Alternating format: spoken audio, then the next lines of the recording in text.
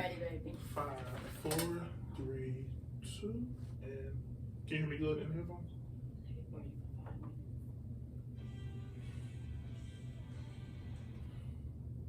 And welcome back to another episode of Love and Trucking. I am your host, Marcus Little, aka Marcus79, aka Triple Vision Logistics on Instagram, aka Champagne and Marco. Damn, I didn't know you had all this shit. Nah, I talked to my driver today, and he told me that was one of my nicknames because I like champagne, and I swear I'm Panamanian. He said, "So you're Champagne-manian." And you get to do yourself, baby. I'm Angela Little. You can find me at 757 Free Queen on Instagram, or you can follow me at 757 Free Queen on Facebook. Either or, pick your choice. Okay, and this is the third episode. Welcome to the third episode of Love and Trucking. How you feel today, baby? I feel good. You feel good? You feel good? So today we're going to talk about hours of service. What service? Trucking. What do you mean? Hours of service. Oh, the hours of service. That's your line. So you don't want to talk about that? No. Well, we have to talk about trucking, baby. So that's a part of the podcast. Yeah, you talk about it. Well, that's what I plan on doing. Okay. So I was talking about hours of service for all you truckers out there. As you know, the FMSCA has changed it so you can now do your 10-hour break differently. At first you had to do 8-hour sleep berth, 2 hours, and then you could drive and you have the rest of your 14-hour clock. So now they've changed it. You can do 7-hour sleep berth and have the rest of your clock. There you go, baby. Just take the whole clock. And then you can have 3 hours. So you pretty much don't have to do your whole 10-hour break. You just get your clock reset. What do you want to talk about, baby? Evidently, you have something on your mind. No, I don't. I was you talking about hours of service. I mean, you're the person that handles all that. So, I mean, yeah, what he said is right. Well, I was just trying to give them some juicy tidbits of information. Oh, I do have a little tip. I do have a little tip because I deal with this. Okay. I noticed that a lot of people want to get box trucks. That's awesome. Oh, wrong one. There we go. That's for the box trucks. But if you do not hold a CDL with that box truck, it limits what you can do and how much you can haul. So How does it limit? with the weight, Oh, okay, yeah, because it's it put limitations to the weight. Gotcha. So box trucks are great. Just if you choose to get a box truck, just go get your CDL with it. You know what I'm saying? Because then you can run that box truck just like you run a semi truck, but you just can't haul as much as a semi truck. If you get what I'm saying. I wonder, and maybe we need to research this because I really don't know right offhand. I don't know too much about box trucks I myself, wonder, but I do know that. Can they just get a B license instead of an A license? Because you know a B license is non-combination vehicles, which is the connect. You know how the truck that connects to the trailer. That's an A, but a B is straight truck. So I wonder, they might just have to get a B license to drive box trucks. So fellas, if you want to get a B license, get your box truck. A B license means when you go to DMV, you got to do general knowledge and air brakes. You do not have to do combination, which is actually a lot easier because I remember when I got my B license. So it's actually pretty easy. So make sure you have that B license. Go ahead. One more thing I want to say. When you get your CDL, B's or A's? A. I'm gonna focus on A. Well, box trucks is B. Yeah, I don't want to talk about box trucks. I said what I said. When you gain your CDL and you graduate school, I'm so happy for you. I love to see it. But you have to go and work for a major company. You have to gain at least 2 years minimum experience. anybody knows starting off, you're gonna, it's just a struggle. You're gonna get screwed, pretty much. That's just part of the process. But once you have gained your 2-year experience, I have several trucking companies that will hire you, including myself. Hey, hold on. Hey, baby. Remember when I was still working on 2 years? I didn't want to hire him. No, fuck hiring. You didn't want to be with me. I was, oh my God, I was out there, and I remember. It was been a fish. Remember when I worked Christmas and Thanksgiving, and my check was like $600.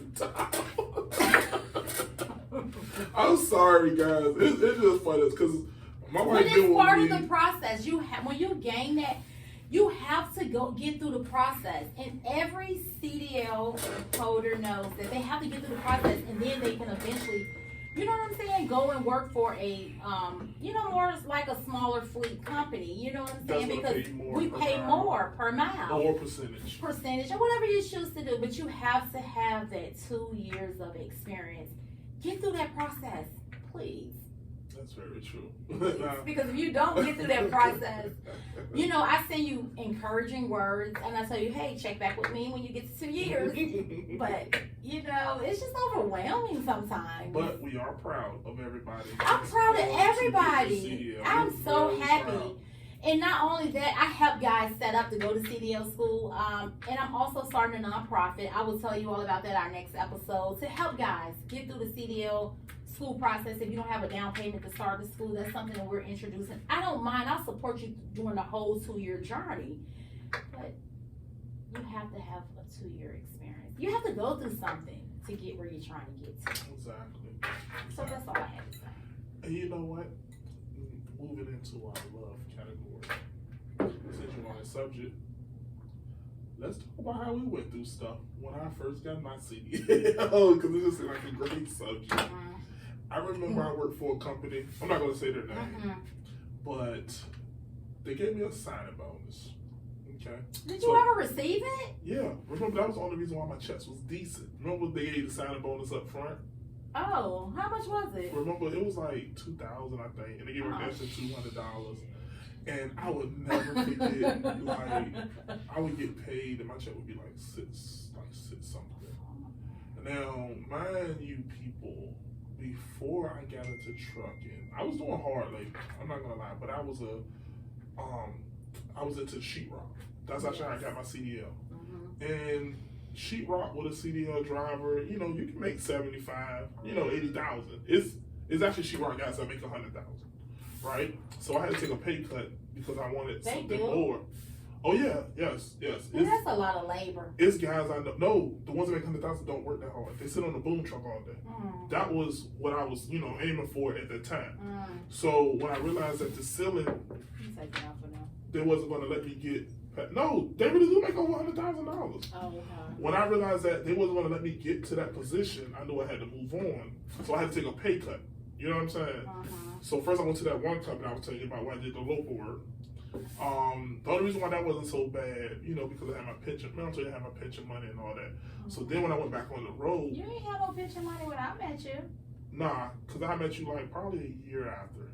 So, I tried to holler at you the year I had a pension money, but you was too occupied, I guess. But anyway, that's neither here nor there. So, when I went back on the road, because the first time I went on the road, I was making like $200-300. I was like, what the hell is this? You know what I'm saying? So then when I met you, I went back on the road, remember?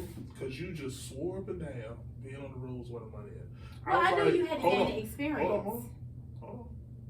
I told you that. I told you that I had to gain experience. I was like, I just got my CDL. You was like, no, it's going to be better. So. That's because I was trying to make you an owner operator real fast. So when I went on the road, for the end of October, November, December. I thugged it out. Remember, I thugged it out for the months. And then in January, that's when I became an operator. In that January. Because you knew I was not. It wasn't about you. It was about me. Because I had my own bills. Also, remember, it wasn't about you at that time. It was always about me. No. I'm gonna give you a perfect example of how my wife is, guys. Y'all know my wife is, right? Let me tell you a little story. I remember, You don't want to go there. I think I got paid Trust me. I don't know. It wasn't nothing, right? And this was one, me and my wife shared a bank account. This was years ago. I remember those days. And I remember I got paid. And so when I got paid, I was like, what? I said, dang, I only got paid. I said, Angela, where your check at? She was like, oh, I went part-time. I was like, what? You went part-time already? I said, you gotta let me get the money right first. You don't remember that, boo? When you went part-time? Yeah, I remember. When you worked at Cox? You gotta talk into the mic, boo. Yes, I freaking fucking remember. And I was like, wow, you went part-time already. I said, ooh, I gotta work harder. I said, this is too much here. Cause I said, and then what really messed it up was when the signing bonus was over with. Then I got a regular check. I remember I was in Houston at Christmas because I wanted to go to Joel Osteen church because I always wanted to go to his church. And I remember I worked Christmas and we was just waiting on it. Remember, we was like, oh yeah, this shit gonna be pretty decent. And I got my paycheck. That was the last paycheck I got with that company because I signed up for the other company with the Because you already knew. And I was like, whoa. I said, this is nothing. I was like, yo, I'm out of here. And then fortunately, the Lord had blessed me. I got with this new company. I was making pretty decent money till the truck broke down. Remember I was stuck in Atlanta and the truck broke down?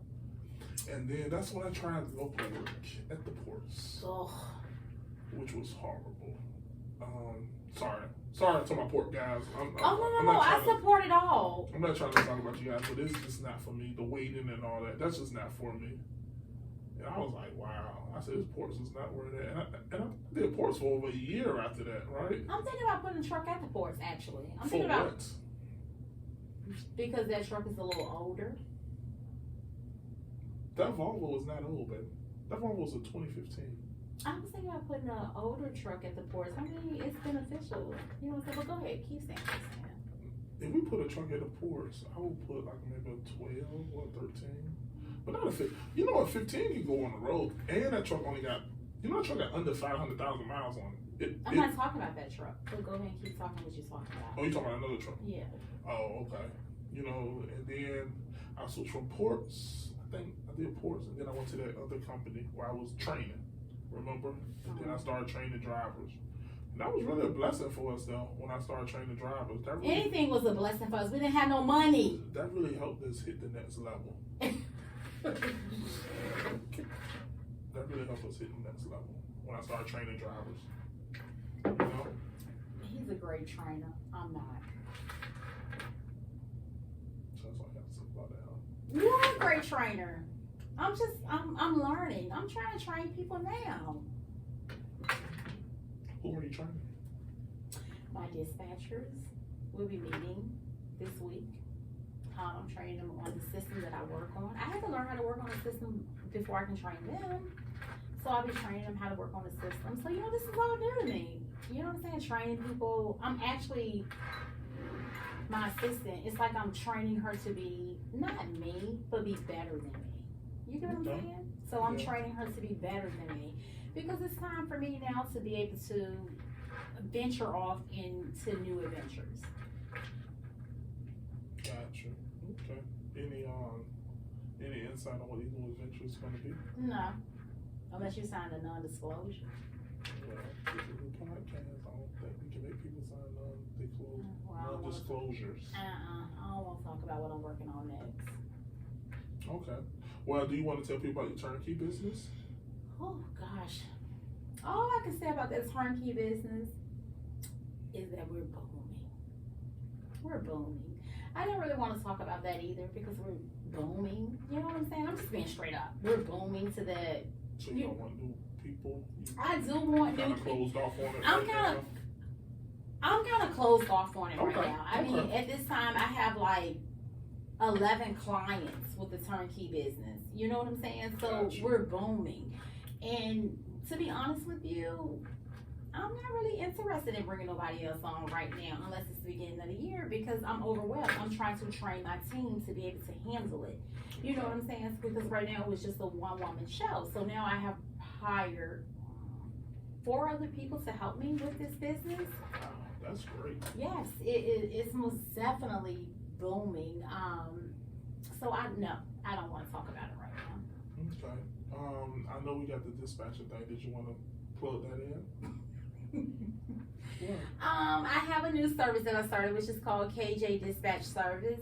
Basically, my vision for that is, I'm gonna tell you about dispatching. I started as a dispatcher, and I never thought that I would go back into dispatching. You know, my husband knew that was something that I was just like, I will hire somebody to do that for me. But I found out that dispatching is like a major role in trucking. It's one of the most important. So I started a new business, which is called KJ Dispatching Service. I started it, but I haven't even really told the world about it. So I guess I'm telling you guys now, where I am bringing on, I'm subcontracting because my thing is I don't ever want to take away from somebody else's identity. Okay. Because I'm big on building others up. So you're saying that people can start their own business and come up under your business to get the drivers. That's correct. I will provide you with the carriers and the work. And then they can get their own LLC, have their own business, their own entity and everything. Yes. Okay. Yeah. Because I don't want to. I remember when I was a dispatcher and I was starting out, it was rough. It was hard. You know, you have to go out and find these carriers. You're giving out this work, trying to figure out who want to take this. But I set something up that's totally different. You don't have to do that. I have my own work because I started out as a broker. And then once I'm subcontracting dispatching companies on.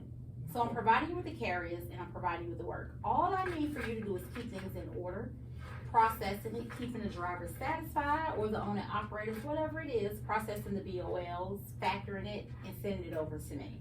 I make it very easy for whoever that joins my team. So let me ask you a question real quick. So what is the difference for just people that don't know? You know I know. What is the difference between a freight broker agent and a dispatcher? I've been drinking, but it's a big difference. Do you want me to say it? Go ahead. Well, I know from my experience. So a freight broker agent is just an agent that works with the broker. You book a load with them using your MC. That's correct. You know, and they pretty much the ones that work it. I know dispatchers use all the carriers' MCs to book their load. And that's how they work the freight. So I do know that, you know. I'm sorry, I didn't even put you on. No, go ahead, boo. I just want people to understand what a dispatcher is exactly, you know, before they try to, you know, invest in it because it's a great investment. It's a great way. It's a job that you can do at home. You know, it's something that you can, you know, make an extra income. It's very, it has no startup costs except for the course that we're offering. That's only startup costs, honestly, right? And then you up and working. And we have expert dispatchers that's going to show you exactly what you have to do. I make it so easy for them. I'm providing you with the carriers and I'm providing you with the work.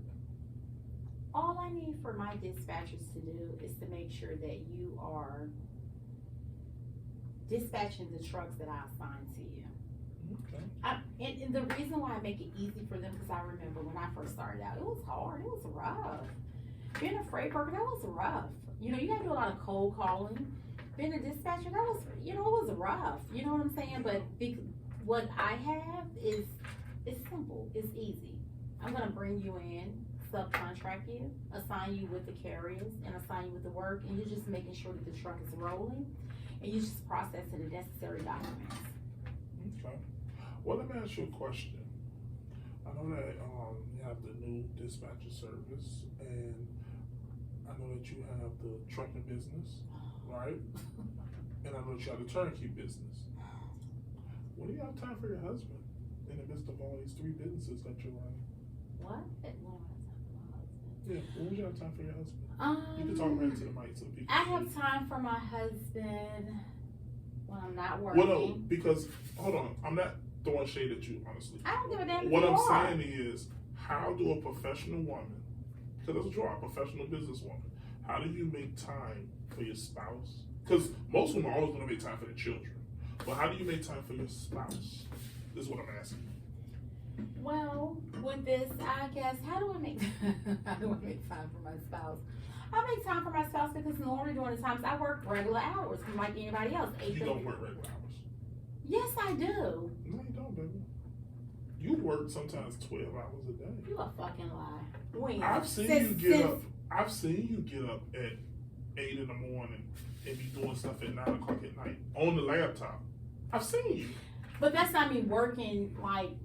Okay, whatever, Marcus. How do I make time for my husband? I'm learning. No, the only reason I'm asking you. Why? Do my husband have a problem with that? The only reason I'm asking you because there's other women out there that are female bosses that are doing their thing, and maybe they can learn from you how to make time for their spouses. That's Well, all. I'm learning. I mean, I just started. I just hired an assistant, so that helped me out. That helped me out a lot. I was able to go to the grocery store yesterday. I was excited. Yeah. And then I'm bringing on 4 great dispatchers. You know what I'm saying? Because at the beginning of the building stages, your husband should understand what you're trying to do and where you're trying to get to. That's true. My husband requires a lot of time. Okay? So, at that... Hold on. Are you talking about me? I was talking about in general. I wasn't talking about me. Oh, you want to talk about you? No, I was talking about in general. I can't answer that question for other women. Hold on. I was just trying to get a blueprint for other female bosses out there. I don't require a lot of time because I'm gone most of the time. So how do I require But we're transitioning over. You won't be because but you can't. If we are transitioning and we haven't got there yet, how can you say that it's already there? I can't answer that question for other female bosses unless they're in my lane. You know what I'm saying? Well, I'm gonna speak for men that are professional men and men that are bosses. I know us personally, we make sure that we take time out for our spouse. What we do is date night, or I can take myself for example. It's been times that I came into town and I'm exhausted, but if my wife want to go do something, I'm gonna go take a shower and I'm gonna go do it because I know that my time there is limited. That's all I was saying. Oh, you know, well, I have some schedule for us. It's Christmas. It's about managing time. That's all. I'm getting better with that. Our anniversary is set up. Stop taking stuff so personal. Well, that's just me. They go learn. They gonna learn as they watch. Real personal. I take everything. I'm a businesswoman. I take everything personal. Hold on. One of the lessons you've always taught me. You've always said this to me. You can't take stuff personal in business. You've always told me that. Well, I'm taking it personal because it's coming from my husband. Like the fuck? You're gonna fucking ask me a question? How do you make time for your husband? I'm just asking. Like, is my husband needy? Are you in need for something? I never said that. Oh, okay. I was just trying to help other women out there because you have a whole. I'm busy. A whole clique. Hold on. You have a whole clique, or I'm not even gonna say clique. You have a whole networking circle of professional women. I do. You know what I'm saying? That are bosses that are doing their things. And I was just saying, hey, do you have any advice for the professional? And when I say professional, I'm just saying boss. Okay? Mm-hmm. For the professional woman that's out there doing her thing, do you have any advice on how to make time for other things? Because your mind can't be on business 24/7. Mm-hmm. Because if you do that, it's going to drive you crazy. You know what I'm saying? That's the only reason I was asking. It wasn't a personal attack on you, baby. How am I trying to be funny? Where's that fucking button that you're supposed to hit? This one? No! Which one? This one?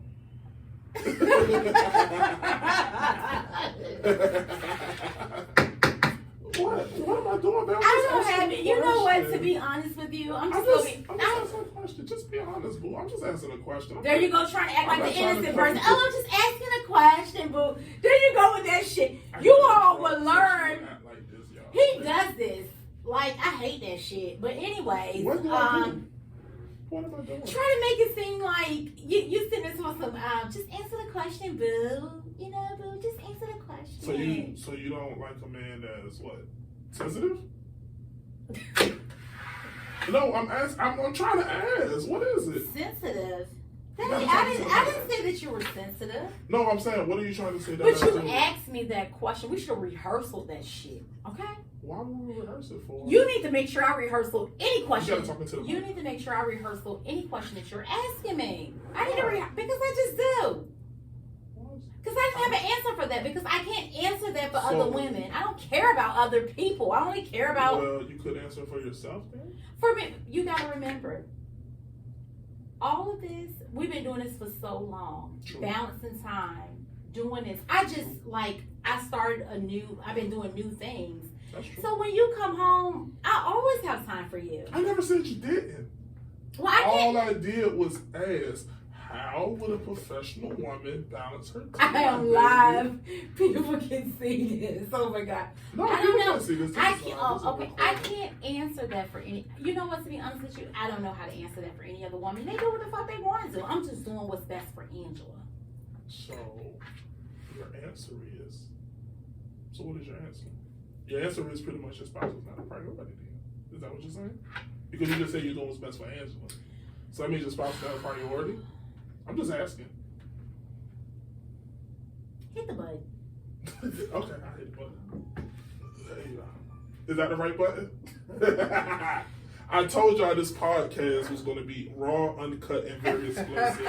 So y'all just going to have to deal with it. We're going to work it out. We're going to work it out tonight, baby. We're going to work it out. We got 4 minutes to work it out. Let's work it out. Let's work it out. This is how we do it right here. That's it. This is how we do it. I got it right there, fellas. Yeah, you're gonna give me a lot of time. She's gonna beat me in the car. But guess what? I love you. I love you too, baby. You know I love you what more I'm than saying? anything. Anything. You know, this is great for us. This is great to help other people. You know what I'm saying? This is great to help other people realize that marriage is beautiful. Marriage is like fun. It's exciting when you're connected with the right person. So don't ever, I don't know. And I want to give a shout out to Lil Marcus. Lil Marcus turns 14 tomorrow. He's a teenager. Oh my God. My stepson will be 14 tomorrow. So it's like I had to block you know what? I think I took my whole calendar down. Oh, that means he's more important than me, guys. That means he's more important than me. We're taking him out. We're doing all the things that he wants to do. As always, we always support whatever it is that he wants to do. Whatever Lil Marcus want to do. I think he's going to be a creator too. I think he's more in a creative spirit. He most definitely have a creative spirit. He's most definitely a Definitely. anytime that you can sit in the house and build a whole computer, you're most definitely fucking creative. Okay? Like you're most definitely creative. Definitely. But yes, tomorrow is his birthday, so I'm looking forward. I think we're going to that new Apex or whatever it is, that building or whatever it is. Be fun. So I'm looking forward to doing that. I was looking at the stuff they have. They have so much stuff, but we're not going to give them too much of a shout out because they ain't sponsored us. So just say the place. The place. Yeah, we're going to that place tomorrow. Yeah, but they have a lot of activities there. Do they? That's right. And it's because I invited it's really people. for teenagers on up. It's not even for little kids. It's for like adults and teenagers because they have like a lot of adult stuff. Okay, that's awesome. You know? Well, I just want to say this. What I'm noticing about myself on the road, and this is probably off topic completely.